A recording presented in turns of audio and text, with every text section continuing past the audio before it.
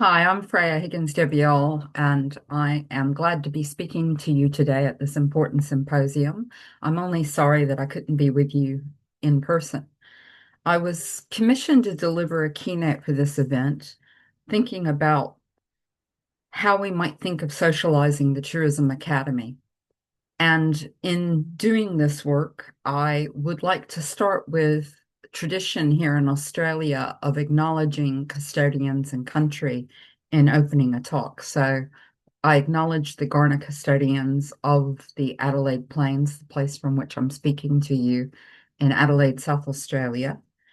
And just noting the fact that we are in difficult circumstances, that we've had a marine algal bloom affecting our coastline for months now, and thinking about what that means for our care for country when it seems that climate change and human impacts have caused this quite devastating damage to our marine environment.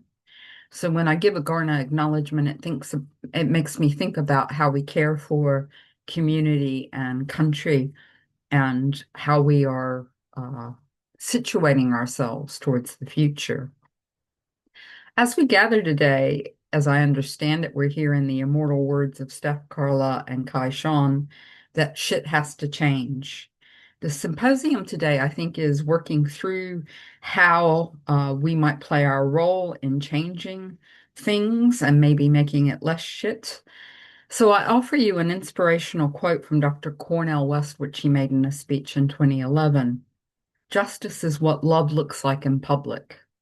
I think these simple words, this simple phrase, could guide our thinking for today, that we might touch base with these words. There's a lot in it for it to be so few words. Critical questions arise like, are our universities still public places? Are they places, in fact, for building justice? West's simple statement can be read in multiple and nuanced ways. We need to think about justice. What is it? Who defines it? Who is it centered on? And at whose cost is it implemented? And we need to think about retreating public space in our public institutions, such as our universities, our tourism commons, and think about our role as citizens in the public agora. Then there is that word love that Cornell uses. Cornell's love is not a soft love. It is a love that holds power to account. In shaping this gathering, socializing tourism was selected as a guiding concept for thinking through how we might humanize the Tourism Academy. Socializing tourism was a concept that I developed as a provocation to rethink tourism. The concept grew out of my earlier thinking on tourism as a social force. That was my earliest work when I was looking at pushing back against the takeover of tourism by narrow for-profit making tourism pathways. I came up with the concept of socializing tourism during COVID-19. It was a moment when I saw that we could think about choosing differently. March 2019. March 2020 is when I wrote it. And I saw that through COVID-19 and the policies that were made, that we could support workers. We could choose to do things differently. We could care for the public. We could shut the economy down if we needed to. We could regulate industry in the interest of the public. The word socializing has multiple meanings and therefore offered a rich tool in which to analyze and think about tourism and our choices in tourism, as well as the Tourism Academy. Socializing might mean conviviality, enjoying being together. It might mean socially supported, as in the words social democracy or social support, social welfare. Or it might mean socialized in we are educated in how to behave properly within a community, socially instructed in how to behave. In addressing socializing tourism, I defined it as making tourism responsive and answerable to the society in which it occurs. In socializing the Tourism Academy, how do we reclaim it and make it accountable to the public again, to the workers, to the students? Or is it just a place for the managers in industry now that matter? As we critically unpack the nature of our predicament, the precarity, the metrics, the competition, the abuse. We need to be attentive to the structural context which enables structural injustice. That is a wholesale hostile takeover of the university for privatization and profit. There has been an agenda to undermine the ideas of the public, the commons, the collective.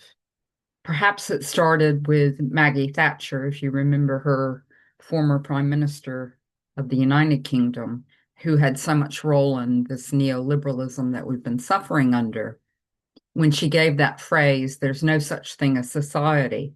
And she and the people who have followed her have worked very hard to make that true. Just noting that Maggie Thatcher sounds a lot like MAGA, and we could see an evolution from this. We have been bought off. We have been individualized. We've been separated. We've been isolated. And we've been made into consumers rather than citizens. In universities, we're now encouraged to be academic entrepreneurs rather than public servants at a public institution or public intellectuals and even public pricks. And as I say that, I mean pricks in consciousness, of course. Our students are now consumers to whom we provide services and must meet their satisfaction. The relationships are now very close to transactional rather than ethical and critical.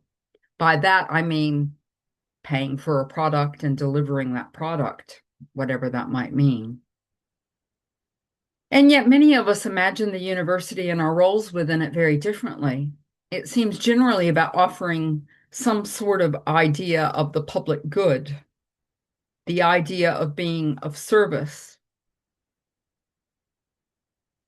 creating within our students, within our colleagues, within our research, excellent skills, tools for our community and for our society, critical thinking skills, professional excellence, ethical practice, and engagement beyond the university. Returning to Dr. West, he said we will have differing ideas and we need to discuss them. He made a clear claim to say we're not looking for unanimity, and that might guide us in our conversations both today within the symposium, but also as we go out and work on these ideas of humanizing the academy. It is my view that we're looking at addressing suffering and injustice, our own, our colleagues, but in my view, most of all, those to whom we owe responsibility because of our role and our privilege of being university educated and university workers. We could have an ideal of service in our work, but we need to look at the entanglements, the webs of relations between us and others. We also need to spend time on the task of understanding power and privilege and seeing how our world has changed, where the powerful are changing the rules of the game once again. Who owns the university these days? What is going on in deporting students from university campuses for campus actions? What is the nature of the cultural wars where universities are battlefields? We are in a war, and we didn't even realize how seriously the oligarchs and the fascists are aligned against us. Let's understand the nature of the situation. Let's also understand we're not all similarly positioned in this. Some are differently situated by class, by gender and sexuality, by being rendered racialized, disabled, or marginalized. We know of Kimberly Crenshaw's thinking on intersectionality to help us understand these things. This helps us not be diverted from anti-oppression work to become tokens to institutional agendas. I would add critical Black feminist Angela Davis's insights into this when she talked about the intersectionality of social justice struggles, I think that's a really important concept, the intersectionality of social justice struggles. And by that, what it means is we're not only struggling for the heart of the academy ourselves and our role within it, but we're in solidarity with other struggles, and that includes union struggles, the climate struggle, First Nations, Black Lives Matter, also Palestine, women's liberation, queer rights, abolition, migrant rights, and so many others. They're interconnected. And the oppressive powers and privileged positions we face want us divided, distracted, and dispirited. So we need a pathway to follow. And today we might do some pathfinding together about this. We know from work of our colleagues about the need to develop critical consciousness. And many of us in our work have referred to the wonderful thinking of Paulo Freire and his idea of conscientization. We might use that as a tool, a technique, a method for us to develop our critical consciousness together, because I think it's really important to understand the nature of this moment and the nature of the struggle that we're in. As we do this work together, becoming critically aware together, we need to be deep listening and learning of the histories and the structures of power and privilege, and also the histories and the structures of resistance and refusal that has come before us. Because I think younger generations need to refer back to those histories of collective struggles to also learn and be inspired and grow. We need to think through collective forms of action, refusal, solidarity, allyship, liberation. I love that word liberation. Too often we've let that go.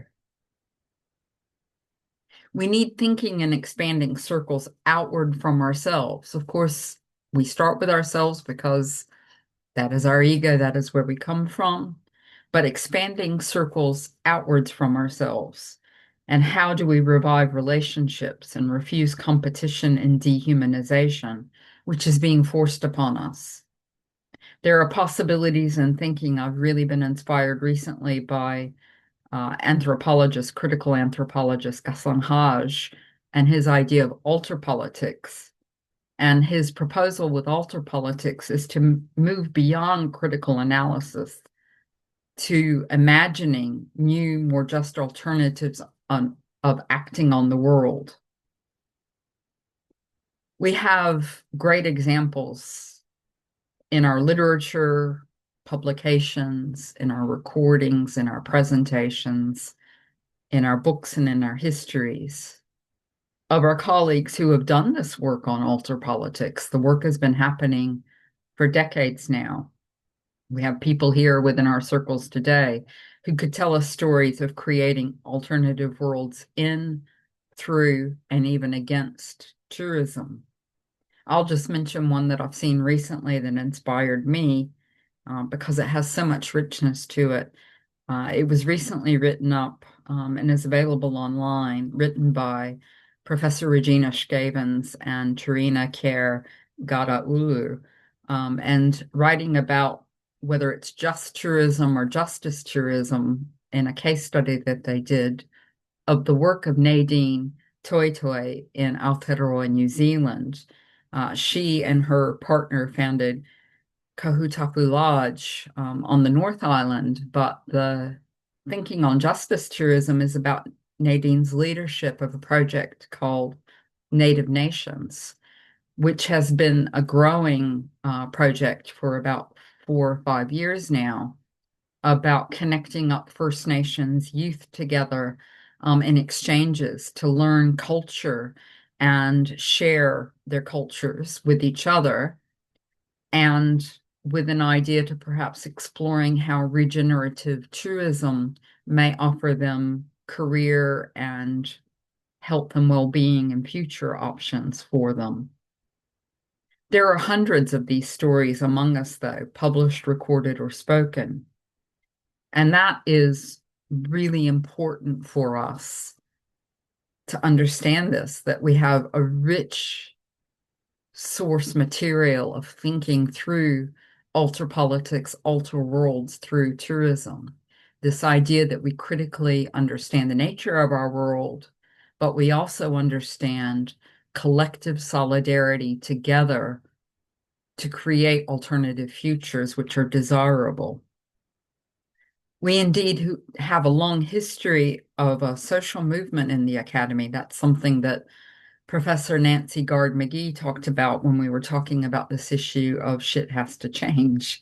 And she talked about maybe we could be thinking through a social movement in our academy, partly what this symposium is gathered to do. And whether we've labeled that Critical Tourism Academy or the Academy of Hope, or we humanize it, or we localize it, or we socialize it, or we take a justice turn, or the many things that we've talked about for this, we are looking at alternative life ways through tourism, through the Tourism Academy, for ourselves, for our colleagues, for the communities that we work with and that we serve. These are serious times, and I note that we are in a struggle for the heart and soul of tourism and the Tourism Academy. And we need to realize the nature of the situation we find ourselves in and get organized. As organized as the ones that we're facing, countering the futures that we envision. Perhaps that bold and simple statement by Dr. Cornel West might orient us. Justice is what love looks like in public. I'll finish there, sending my love to you all, sending my hope that you have a justice-filled, fun-filled, laughter-filled, vision-filled, exciting day, and thinking about this idea of what love looks like in public. Much love to you all. Take care and thank you.